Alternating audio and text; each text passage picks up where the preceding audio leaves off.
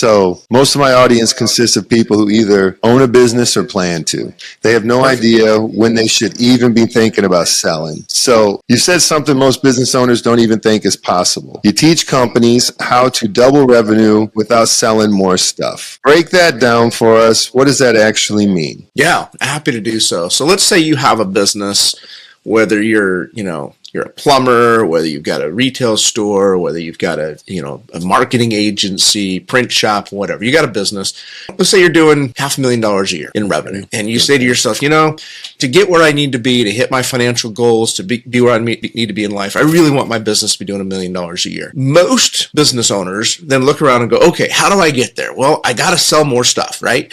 I've got to advertise more, or I've got to hire more salespeople, or I've got to do more promotions, or I've got to do something to maximize my revenue and maximize my profits. The problem is that's really difficult to do. And, if it was easy to double your business, everybody would just do it all the time. And the reality is that rarely ever happens, because what happens is you go out, you spend money on a big ad campaign. What if it doesn't work?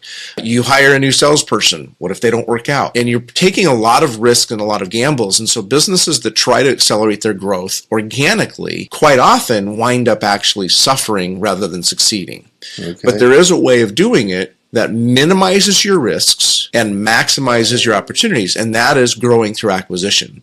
So let's say you have, I mentioned something about a print shop. We actually did a deal like this a couple years ago in Oregon. So I had a business. It was a print shop. They made like signs and banners, and they did commercial printing, things like that, doing about $500,000 a year. Rather than try and advertise and promote and sell their way to growing to $1 million, we helped them acquire the other competitive print shop in the town. Now what happens? They're about the same size. They're about $500,000. Instantly, you put those two businesses together. Now you have $1 million business. You've eliminated a competitor. You've brought on their customer base. You've brought on their revenue stream. You've brought on their tried and true processes and procedures. You've brought on their proven employees. And so the risk is very minimized because everything there already works.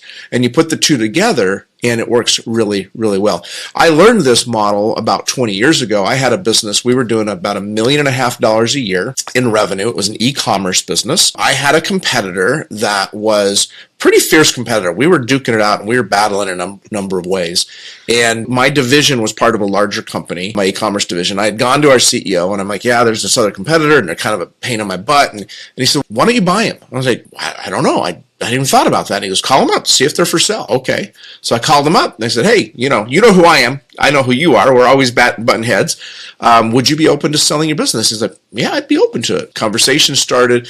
Long story short, we acquired his business. Now, his business was doing about $2 million a year. My business was doing about $1.5 million a year. We bought their business. We merged the two together. And 2 years later, what do you think our revenues were? Took a $2 million business and a $1.5 million business, put them together, and 2 years later, what do you think the revenues were? $30 million. I never would have guessed that. No. $30 million. Why? Wow. Yeah, Because I had eliminated a competitor out of the marketplace. Okay. I could spend less money to acquire customers because I wasn't competing with him. His team was really phenomenal at certain things. My team was really phenomenal at certain things. Luckily, they meshed and grooved perfectly, and we were able to grow and accelerate the business to $30 million in 2 years. In that case, 1 and 1 doesn't make 2. 1 and 1 made 11. Right. And that is what any business owner can do with their business is look around. Who can you acquire? Is it your competitor? Is it your supplier? Who do you buy products and services from that if you owned them, you'd be paying yourself for those products and services? Is it somebody you sell to right now? Somebody in your customer base may be a perfect business for you to acquire. And again, you can own that supply chain. What if you acquire both? What if you buy the business you buy most of your products and services from? And what if you buy the businesses you sell them to and you have an entire supply chain that you own the entire thing and you're doing business with yourself?